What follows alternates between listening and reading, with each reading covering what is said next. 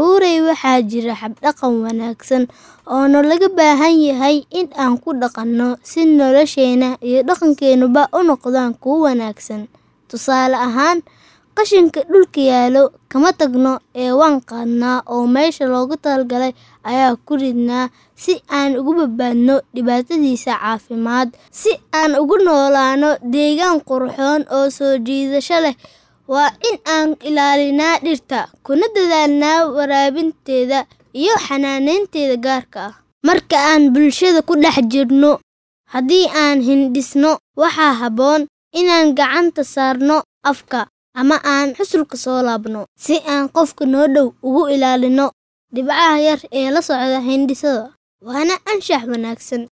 Waan dhegeysanaa hadalka waalidka, macalinka, iyo dadka naga waaweyn.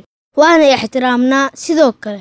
Marka aan baxayno, waan macsalaameynaa waalidka. Habna waan siinaa si ay noogu soo duceeyaan.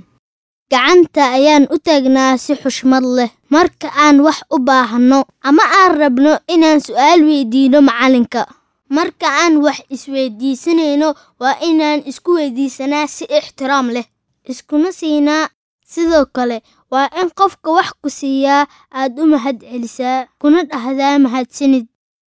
Ha garab marin qofka aad garanayso, ee si xushmad leh u salaan, adiga oo weliba dhoola cadeynaya. Una muuji in aad ku faraxsan tahay aragtidiisa.